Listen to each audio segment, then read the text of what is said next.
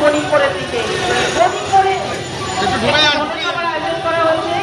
বাংলাদেশের হিন্দুদের উপর হওয়া অত্যাচারের বিরুদ্ধে আমরা এই প্রতিবাদী প্রচারে সামিল হয়েছি। যারা নিজেদের দুর্গা পূজা বন্ধ করছে, সকল রকম হিন্দুদের উপর মা বোনেদের সংগ্রাম নিয়ে তারা খেলা করছে। আমরা সনাতনী হিন্দুরা আর চুপ